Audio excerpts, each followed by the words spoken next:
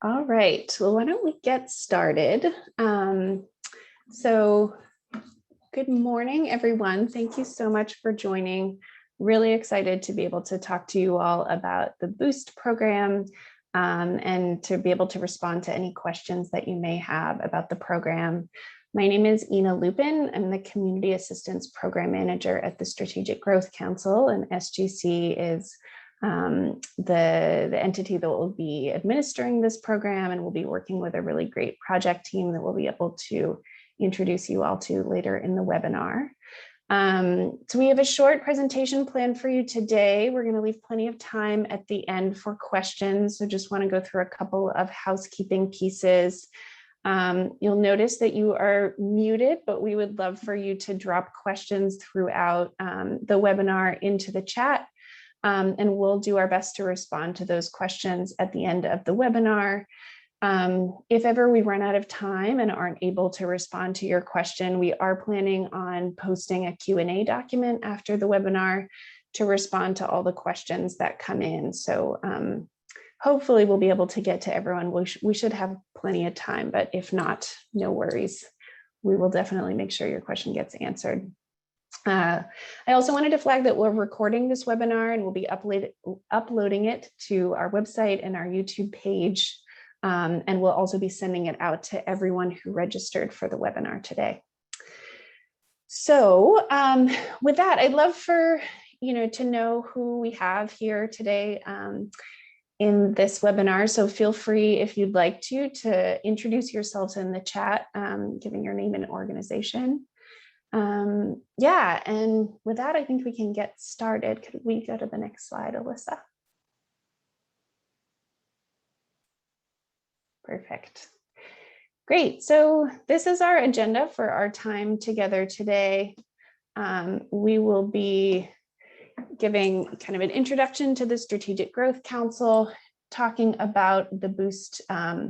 We'll give an introduction to the Boost project team. We have all of our partner organizations here with us today to talk a little bit about their role. We also will talk about the Boost program, go over the application survey broadly, and then talk about selection process and timeline, and then we'll open it up for Q&A. So if we could go to the next slide. Great. So I just wanted to give a quick introduction to the Strategic Growth Council for anyone who is not familiar with SGC. We are a cabinet level state entity, and our mission is really to work on advancing sustainability, equity, economic prosperity, and quality of life for all Californians. Next slide, please. And this is our council. Our council is made up of 6 cabinet secretaries and 3 public members. It was previously chaired by Kate Gordon, who's the director of OPR, and she recently left the post, so we're waiting for our new chair. So that's why you'll see that we have a chairless council at the moment. But yeah, great. Next slide, please. So SGC has 4 main buckets of work. We have a number of investment programs, collaborative policy initiatives, integrated policy and planning work. And then we have a number of different capacity building and technical assistance programs and initiatives that we offer through the Strategic Growth Council. I will be talking mostly about this sort of 4th bucket of things, but if you're not familiar with our investment programs or some of our policy work, definitely feel free to check it out on our website. We have some really cool stuff going on at SGC. Next slide, please. So this is kind of the team that does all of our capacity building and technical assistance work that I am a part of, as well as my colleague Sarah Risher, who's also on the line and will be speaking with us a little bit later. So we focus on helping under-resourced communities plan and implement climate mitigation and adaptation projects. We do this through a number of different programs and initiatives that you see listed on this slide. And I'll go into a couple of them in a moment. Next slide, please. So the BOOST program is actually part of our California Climate Investments Technical Assistance Program. This is a program that supports applicants to a number of different California climate investments programs, including Affordable Housing and Sustainable Communities Program, the Sustainable Agricultural Lands Conservation Program, Transformative Climate Communities Program, and a number of others. BOOST will definitely help program participants connect to those resources. But certainly, if for whatever reason you decide not to apply to BOOST or not participating, you can also access those resources outside of the BOOST program. And so feel free to reach out to me if you're interested in technical assistance for any of those programs. My contact information will be at the end of the webinar. Next slide, please. Great. So yeah, today we're here to talk about BOOST. We're really excited to be launching our second round of this program. It's a relatively new initiative that's really working on helping local governments meet their climate and equity goals through a number of different capacity building and training services. So we, really are working with you on trying to develop kind of a tailored curriculum or a sort of a tailored, suite of services that can be able to support you in moving forward on your goals. We launched the BOOST pilot program in 2018, working with 10 cities and 2 regions throughout the state. And had really positive feedback from participants. So we're super excited to be launching the second round. We'll be talking a little bit about the outcomes of that first round in a moment, but first we wanted to introduce you to the BOOST program team. So if we could go to the next slide, please. Great. So we have a number of great organizations that are, helping to support this work and will be the main points of contact for folks who are a part of the program. So the Institute for Local Government, Climate Resolve, the California Coalition for Rural Housing, and Farallon Strategies. So they're here today. I'll kick it off by sending it over to Carly to talk a little bit about ILG first. Thanks, Ina. My name is Carly Brown, and I'm the Assistant Executive Director at the Institute for Local Government. We were the lead on the BOOST pilot program and helped develop that in coordination with the Strategic Growth Council, and we will also be lead on this program as well. And I'm super excited to have 3 great organizations behind us on this one. So I'll go ahead and throw it to Climate Resolve. Hi, everyone. My name is Natalie Fernandez with Climate Resolve. We're an organization based in Los Angeles on Tongva and Chumash land. We are advancing climate equitable solutions through inclusive and power building processes. For the BOOST program, we'll be leading technical assistance for 1 community. And I'm also with Climate Resolve. I'm our deputy director. And so I just wanted to add in that we are also organizing the community of practice virtual exchanges for the cohort. So those you'll hear a little bit more about later in this webinar, but those will be interactive sessions to kind of work through some of the key issues that you're facing, so you can be learning best practices from one another for troubleshooting challenges. I'll pass it over to CCRH. Good morning, folks. Alicia Sebastian, she, her, with the California Coalition for Rural Housing. I am the associate director there, and a part of my great, fun, exciting job is to work with folks across the state on things like the BOOST program. CCRH is the oldest affordable housing statewide organization in the United States. Our focus is on rural communities, agricultural communities, and American Indian tribal communities. In addition to our leadership development, our asset building programs, and our research, we do a lot of technical assistance in these communities, and that's what we'll be doing here, bringing some focus on our rural, agricultural, and American Indian tribal communities. Thanks for being here today, and I'm glad to be joining you all as well. And good morning, everyone. My name is Carolyn Uveas. I'm a founding associate with Farallon Strategies. Farallon Strategies serves as a partner to organizations that want to take bold actions to address climate change and the resulting impacts on our communities. Our team is currently based in Sacramento, Los Angeles, and San Diego, and we will be supporting the BOOST program by providing technical assistance to one community. So I believe I'm going to pass it back to Carly. Or Ina, but I'll go ahead and take Or it Ina. from there, Ina. We can go ahead and advance the slides. I want to tell you a little bit about the first BOOST program. Ina mentioned it was developed in 2018, but really our goal of that program was to learn what capacity building means in various types of communities throughout the state. So to do this, we were working with the participating communities to form scopes of work, or what we call roadmaps, that were tailored to address the individual needs of those communities. So some of the things on the roadmaps were to help with facilitated discussions, both internally and externally, conduct internal process management, provide communication support and grant writing assistance, provide project development and guidance, partnership development, and just various other things that our participating communities needed. But what we realized is that though the needs in these communities were very different, there were some key activities that really created a foundation for continued success. Advance the slide. And so one of those things were partnership development. So BOOST really reinforced how productive collaboration and partnerships can help build local capacity and like renew stakeholder commitment and improve grant applications. So we know that local governments can't do it alone, and quite frankly, we think they shouldn't. So we had a lot of win-win partnerships throughout that first BOOST pilot program. In fact, every single one of our communities leveraged partnerships during this program, and we really feel that that contributed tremendously to their success.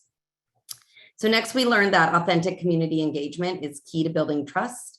Government works better when the community's at the table. So really building that table, extending the table, and inviting community stakeholders to join in the discussion and planning is a critical step to advancing equity, resiliency, and climate action. So, and especially in the light of COVID, we learned that we needed to be flexible and understand the existing capacity of our cities and the staffs within them. So we didn't overload them with information or opportunities that they just couldn't handle in a sustainable fashion. So we really found that helping them identify which grants not to pursue was just as important as helping them develop grants that were in line with their community goals and values. And we really had some great successes for that program. And so I'll just share a few of those with you. Next slide. So here's a snapshot of some of the things we accomplished in our 18 months. We were able to train 72 staff members on authentic community engagement to help them facilitate meaningful and inclusive outreach, even after the BOOST program ended. We helped get funding for 6 climate action plans. 2 of those were funded through the program, and other ILG resources. We brought in some foundation support and other resources, other grant opportunities to make those grants whole. We also help center equity and resilience. So more than 90% of our BOOST communities surveyed, when we took a pre and post survey, said that they gained more tools and knowledge to incorporate social equity and community engagement into their planning processes. So that was huge for us. We think that's a real game changer. We also provided grant writing assisted or connected our partners to existing technical assistance programs for 59 different grants. And I know while that is, something that people talk about a lot in this program, and very, very important, I think the process by which that happens is really the exciting part of what we did here. I know those grants really translated into $49 million for these BOOST communities, but it also translated into very meaningful partnerships, better ways of doing community engagement and whatnot. And really that capacity to keep doing it on their own, even after the BOOST program ended for them. So that's just a little bit about the initial program. So I'll turn it back to Ina. Great, thank you, Carly. Now I am going to turn it over to my colleague, Sarah Risher from the Strategic Growth Council, who is going to talk to us a little bit about this upcoming round and walk you through all of the pieces of information you need to know. So I will hand it over to Sarah, and I think we can go to the next slide. Perfect. Thanks, Ina. And I apologize. I needed to turn my camera off. I'm getting a bit of a lag and I didn't want you all to not hear me as I go over round 2. So like Ina said, I'm Sarah Risher, work at SGC, and I'm very thrilled to be working on this next round of Boost. Next slide. So for this upcoming round, Boost will support 5 to 7 cities and towns that have a disadvantaged and or low income designation. Boost, like Carly mentioned, is not a funding program, rather it's a technical assistance and capacity building program. Boost is tailored, place-based, and context-sensitive by design, and it's aimed at helping local governments enhance their overall ability to drive and sustain equitable climate action into the future beyond the program. And then here we have our 4 key pillars of the program. So ultimately, Boost wants to build capacity, optimize existing resources, strengthen community partnerships, and transform the approach to addressing and funding climate activities. Next slide. Okay, so once the participating jurisdictions are selected, the Boost project team will host kickoff meetings with each Boost participant. In these meetings, we will work closely with each selected jurisdiction to understand their unique needs, diving deeper into what was shared in the application and the interview, and then design an individualized technical assistance plan. Together, the Boost project team and the Boost community will develop 3 things outlined here. So the first is a customized capacity building roadmap and implementation strategy. This will outline the local jurisdiction's priority projects, identify achievable goals to accomplish throughout the program, and include the scope of services the project team will provide. The second component is a community engagement plan, which will support capacity building and partnership development with community-based organizations and residents. And then the third is a communication plan to share the stories and celebrate the milestones throughout program implementation. Oh, can we go back one slide? There we go. And then lastly here, we will also establish a memorandum of understanding, which is a formal agreement with each participating jurisdiction. These will contain a lot of the same information in the roadmap and will outline the scope of work for the services that will be provided to each community, as well as the priority projects and desired outcomes. Next slide.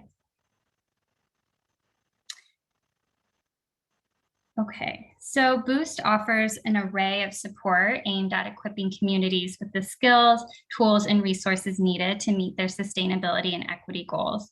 Something that sets Boost apart from other technical assistance efforts that Carly got at earlier was that instead of supporting a city on one topical focus or a single grant program, Boost will connect jurisdictions to multiple funding opportunities that address various community needs holistically. Boost will also provide trainings for skills development, partnership development, community engaged planning and implementation, and communication support. We will also cultivate a community of practice, like Bryn mentioned, through facilitated exchanges for our Boost communities. Our community of practice will be a peer-supported network for mutual learning, relationship building, and resource sharing. Through our Boost pilot and our other capacity building efforts, we really gained, these really demonstrated the value of peer networks. And we found that consistent communication and collaboration offered through these peer exchanges creates meaningful opportunities for new ideas, shared data, and creative solutions to longstanding and new challenges. So this is an aspect of the program we are quite excited to continue. Next slide.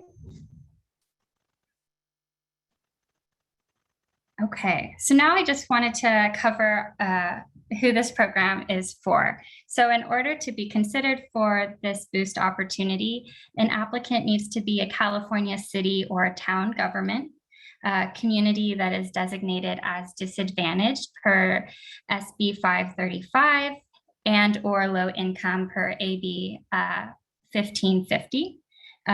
The community needs to have demonstrated staff capacity challenges and a desire to work on specific projects related to the goals of Boost.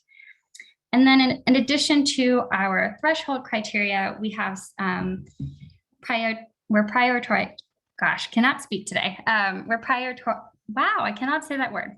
So these are the considerations we are prioritizing. So climate vulnerability, we really want to hear about the specific climate mitigation and adaptation challenges your community is facing. And this includes, but is certainly not limited to, vehicles mild traveled reduction, clean energy, urban greening, agricultural conservation, wildfire, extreme heat, sea level rise, flooding, drought, and aging infrastructure. We also want to see a strong commitment to focus on equity and environmental justice. And so a few examples of this could be integrating climate and equity goals into COVID-19 recovery or SB 1000 implementation. We also want to prioritize jurisdictions that have demonstrated past difficulty in applying to state funding. And lastly, we want to have a good mix between rural and non-rural jurisdictions within the cohort. Next slide, please. Okay, this is my last slide, and it's a quick overview of the application process. So we released our application survey last week on August 9th, and it will remain open until 11:59 p.m. on September 10th. We will invite finalists for an interview by September 22nd, and then announce those selected communities by October 6th, and we'll plan to start our kickoff meetings in mid-October. And next slide. I think that ends the overview, and we can jump into Q&A. Great. Thank you so much, Sarah, for that great overview. I just put my contact information in here. We can also, I'll be happy to connect you with folks from our program team or other folks at SGC if, as needed. I think we can go to the next slide. And so now we can jump into questions and comments. I think the first question that I see here is from Tanya Schleck. Would a rural transit agency be eligible for the BOOST program? This is a good question. We are really focusing for this program on city and town governments, but I think there certainly are opportunities to be able to work in partnership with the transit agency. The applicant would be the local government, but I think, through a lot of the work that we'll be doing through BOOST, there are always opportunities to be working closely with other partners. We also have a question here asking how much is each grant? And just wanted to clarify that this program doesn't come with any funding that would go directly to the governments that are a part of the program. We'll be supporting on grant writing that maybe, that you may be receiving some funding from that, but this is really focused on capacity building and technical assistance that, that those who are part of the program will be able to receive. So those are the questions. I see that we've got some in the chat as well. We have a question about where to find the application, and Sarah just dropped that in the chat just now. The question around the funding limit per agency or application, I think I may have covered that in the previous question, but there is no sort of funding that's received through the program, and the grants that you will apply for are things that we would just sort of discuss during the kickoff meeting and in developing a plan for working with you throughout the sort of 18-month period that we'd be working with your jurisdiction.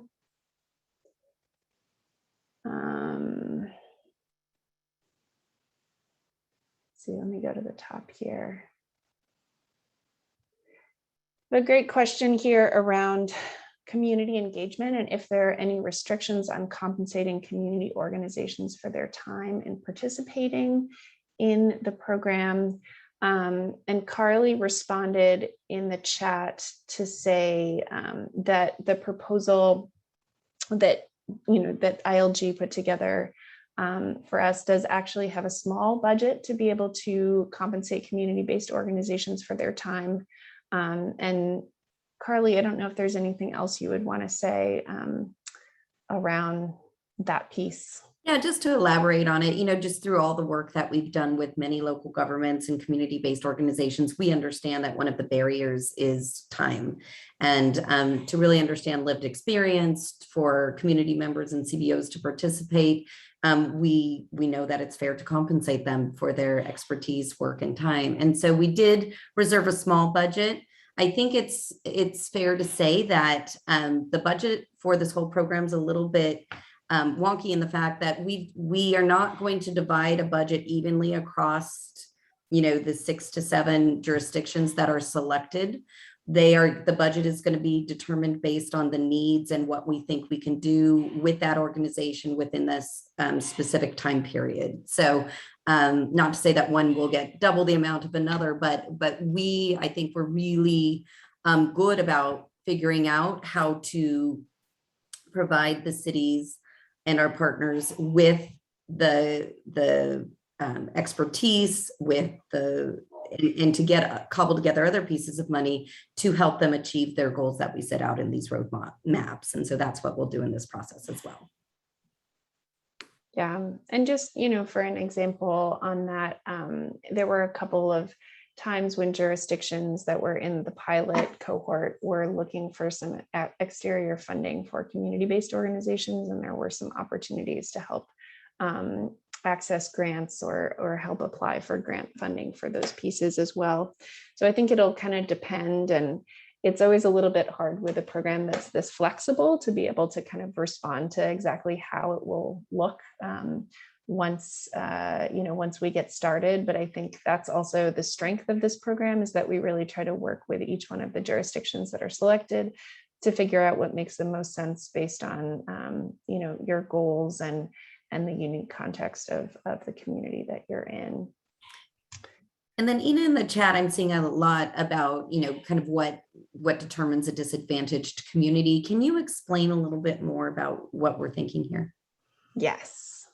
Yeah, great question. So we're using disadvantaged communities according to Cal EnviroScreen 3.0, and you'll see that when you go into the application process, we'll have a link to Cal EnviroScreen that you can go to and search, for your jurisdiction. So, and to the question around if a portion of your city qualifies as disadvantaged, but not all of it, we're really just looking to see that, your jurisdiction does have at least some disadvantaged or low-income communities within it. And then, there are some questions as well to kind of get a better understanding of the capacity that your jurisdiction has to be able to be working on climate related activities that the selection committee will definitely be taking into consideration as well.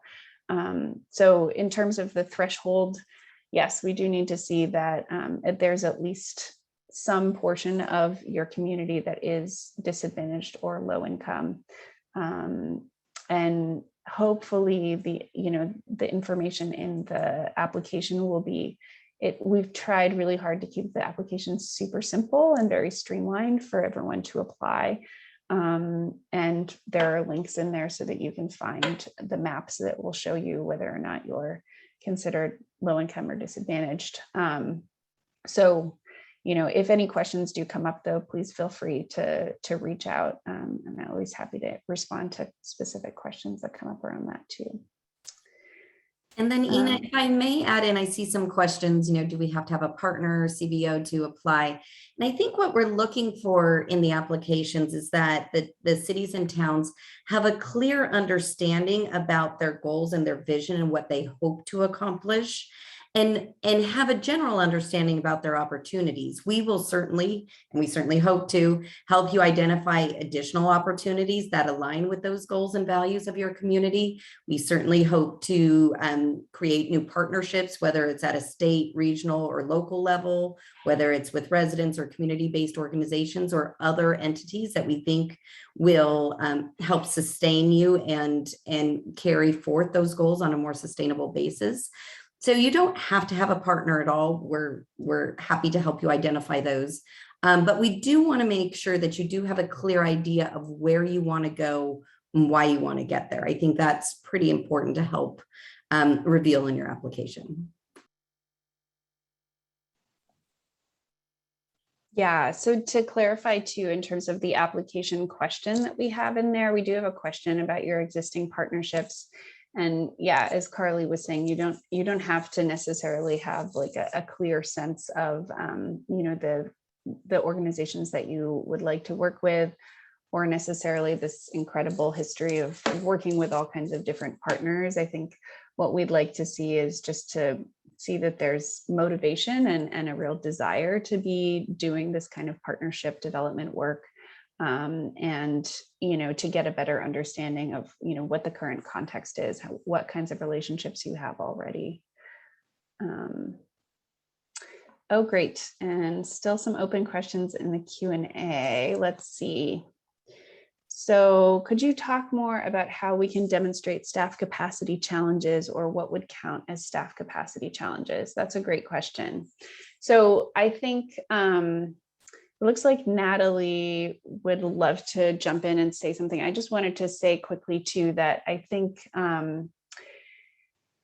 what would be really helpful is to get a better understanding of what you have in terms of staff. If you can share some information about the staff that you currently have working at the city that are working on climate related work or grants, that's really helpful. And trying to give some examples maybe of challenges that you've had around, maybe you've tried to apply for a grant and have not had the capacity to get it over the line, or are feeling like there are just so many opportunities out there, and there's a challenge of kind of being able to connect with those pieces. So sorry, I'm not sure. Natalie, did you want to jump in on that question too? You answered it great. We're typing Okay. up the answer. It looks like Bryn's doing that as we speak. Oh, perfect. Perfect. Okay. Sorry, I'm not used to this function. I could see that maybe you would were thinking about answering it. That's great. Okay. The next question: during the pilot, associations of governments were part of the program. Will associations of governments be eligible to apply this year? That's a great question. This time we have a smaller scope, and so we'll only be working with 5 to 7 communities, and we'll be focusing specifically on working with cities and town governments in this round. Not sure if any of the project team wanted to add anything there. I would just add that we really welcome you and support you sharing this opportunities with the cities and towns that you serve. I think that you are a great communicator and giving out the information. So anything you could pass on that you learned at this webinar today would be very helpful. Absolutely. Definitely. And so, yeah, just to the question also around transit agencies or just other entities, we are looking for applications to come directly from city and town governments. But, if you have a partner, within your city or town and would like for them to, would like to see them apply for Boost, please do, share the opportunity. It's definitely, I think a great opportunity, and it'll also provide opportunities to partner with other entities. We have a question on the slide for criteria and prioritization considerations. Do all items listed need to be met to be considered? For example, if one bullet does not necessarily apply, but the rest do. Yes, that's a great question. So basically, and maybe Alyssa, could we actually go back to that slide? We have a list of threshold considerations. And so in order to be eligible for the program, you do need to meet these 4 threshold considerations. But then for the prioritization criteria, these are really things that we just wanted to share with you, in the name of transparency, to make sure that, you kind of understand what our selection criteria, what our selection committee will be looking for. Having information about, the climate vulnerability that you're facing, and this focus on equity and environmental justice, being able to talk about, some of the past difficulty that you may have had in applying for state funding is also really helpful. And similarly, wanted to flag for folks that we will be looking to have kind of a mix of rural and some non-rural jurisdictions. Is there anything else that anyone else would like to jump in? Alicia? Yeah, and I just wanted to clarify, when we say rural, oftentimes the state programs have really specific definitions of rural, especially when it comes to the grant funding. I think that looks a little bit different here because they can be communities that are rural in nature, maybe not necessarily the same definitions that we're always using. And there's a little bit more flexibility there. So you don't have to run to TCAC and run your community through it, but we will be taking into consideration like what kind of rural we are looking at and really prioritizing these deeply rural communities. Thank you. Yeah, and just to clarify there in terms of the application, we do actually, the way that we defined it in the application, just like for the way that the state often defines rural is through the TCAC definition. We do have a link to that, but we'll certainly be taking into consideration, as Alicia said, as the selection criteria, other communities that are also dealing with similar issues and that are rural in nature. So that's a great question. Thanks. Any other thoughts that folks want to share? Carly, did you want to jump in? I would just add, definitely consider the threshold criteria, but in your application, really try to showcase what makes you different, what makes you also relatable to other communities. In our first round of Boost, we were able to create a report that really talked about best practices and lessons learned. So as much as we are helping 5 to 7 individual communities, what we the outcomes from this program and what we learned through this program, we're able to try to distribute and share with other communities throughout the state as kind of a way of helping them as well. So definitely point out if you've had wildfires, if you've had things that really have, cramped your capacity levels, really bring those up in the application so we can better understand what your community and what your city is dealing with today. Yeah, definitely. I think that's a really important point. Okay, we have another question here. If multiple agencies apply for the program in your region, is it possible for multiple agencies to get selected? This is a really great question as well. And I think, we will certainly, as the selection committee, be looking to hopefully have pretty good representation from across the state, but also we'll have 5 to 7 jurisdictions that we'll be working with. So it's a relatively small number.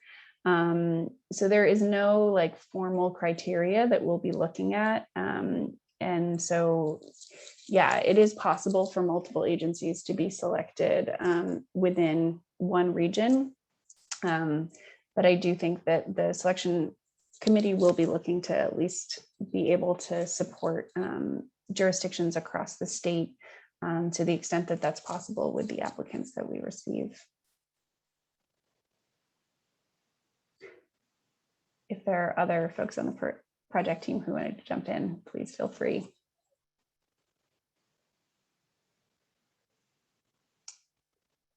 I'm going to start looking through the chat to see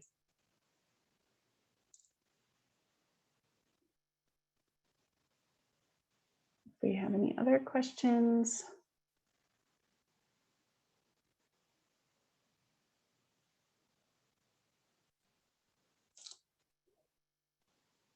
Great.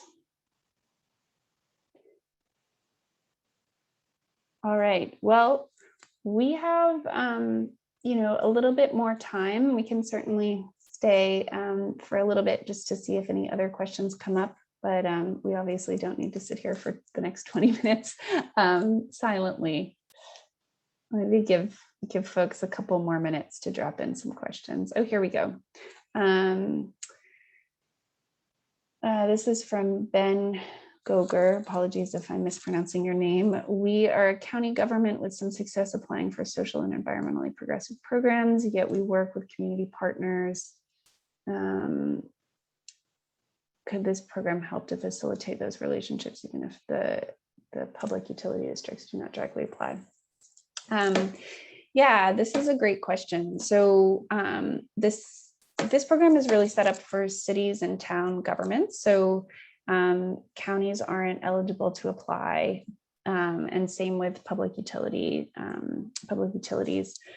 But certainly, if a city or town government applies and is interested in partnering with any of those organizations, that certainly would be within the scope of Boost, as long as the partnership and sort of the work that you were doing was related to these goals that we're focusing on around climate and equity. Any other general tips for what you'd like to see in the application? That's a great question. Maybe Carly, do you want to add anything to what you said before? Yeah, I mean, I think I said it before, but definitely try to explain what your goals and challenges are. So we want to understand what you want to do, what you can't do, what you can do. And so really try to explain what makes you different, what goals and values you have with your community, what those opportunities are, what challenges you've had in achieving those goals, whether it was applying for funding, whether it was partnerships, maybe you're just stuck on community engagement. Maybe you have some internal process challenges. We were able to address some of those as well. What I didn't say earlier is that the Institute for Local Government, we're actually a statewide organization. We are the nonprofit branch of the League, CSAC, and special districts. And so we work to serve local governments, and we do that in several different ways. We do have a leadership and governance arm of us. We do have a civics and workforce education, public engagement, and sustainability and resilience. And while this program sits in our sustainability and resilience pillar, we do have the ability to touch on those other ones as well. And we want to use all the strength and resources of just not only ILG, but of this entire team. What you heard is very great. I am so excited about the team we've picked. We have planning, we have rural, we have tribal, we have a bunch of things that this team can bring to the table. So we want to explore that with you. So definitely try to bring everything that you can in that application. That would really help us identify if we are the right fit to help you move those goals forward. Yeah, that's great. Are there any other thoughts from our panel project partners that folks want to share? No pressure if not.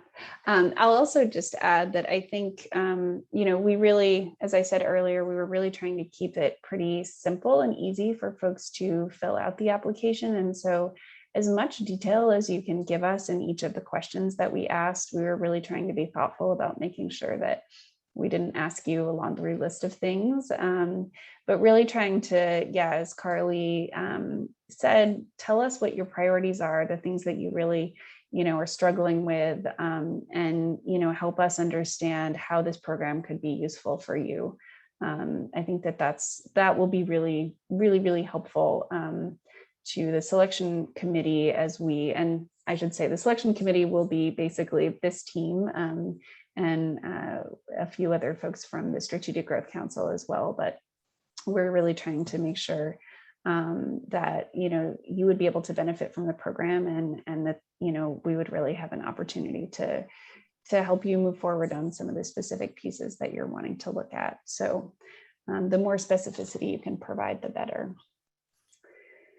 And I think the one thing I would also want to add is make sure that you're able to commit to this program and provide enough availability for your staff to really get the most out of it. In our last round, we understand we're asking for disadvantaged and low capacity cities, but you do have to have enough capacity to answer the phone or respond to an email, because the more interaction we can have with staff, the more we're able to really do and understand what your needs are. So I do want to say, if you are just trying to keep your head above water and just feel like you can't even answer the phone, maybe this isn't the program for you if you're just trying to, keep the lights on and keep the budget flush. But if you do have that little extra capacity, I will say we really understand that. And we really do not want to we've been involved in so many programs where we're like, we're here to help you. And it takes more time than it creates in benefit.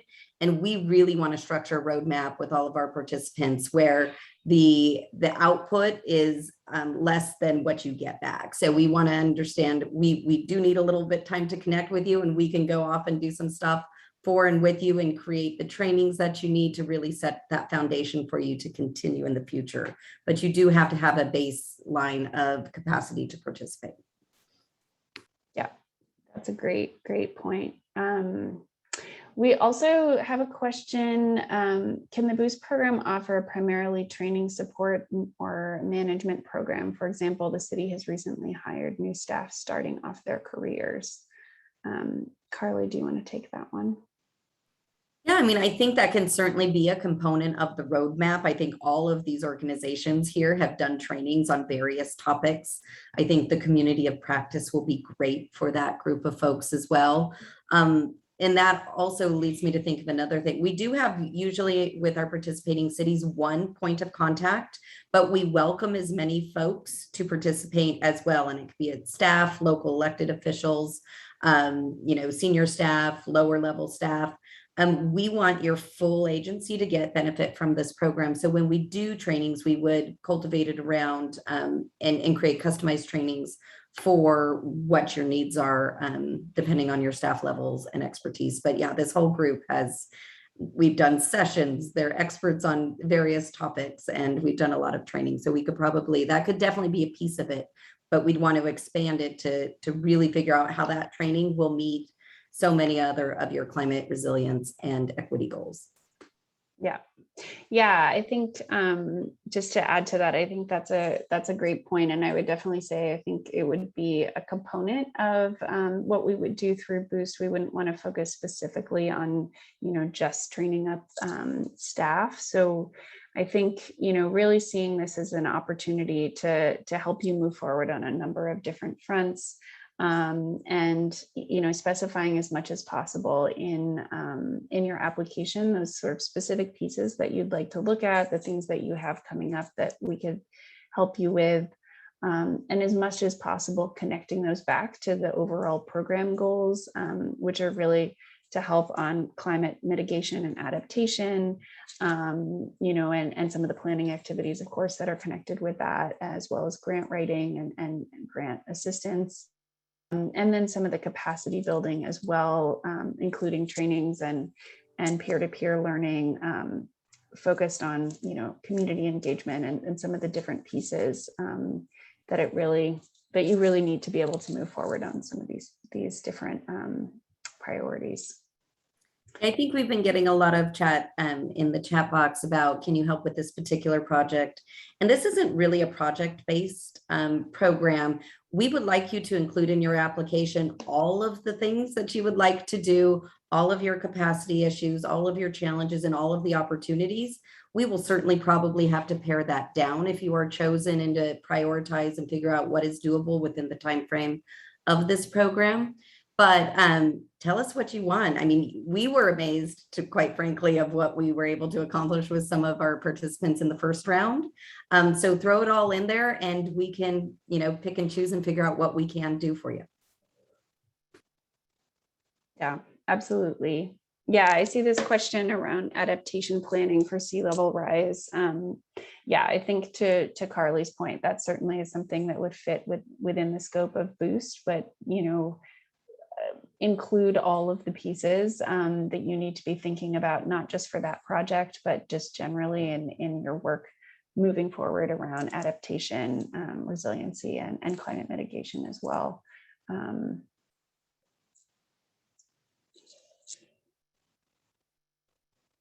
Okay.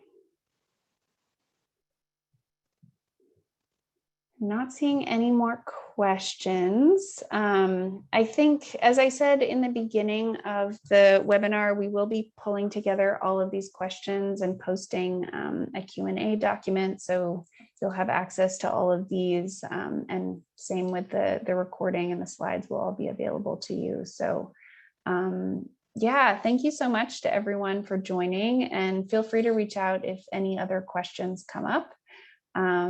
But really excited to receive your applications and to get this program launched. So thank you again. and have a great Thank you.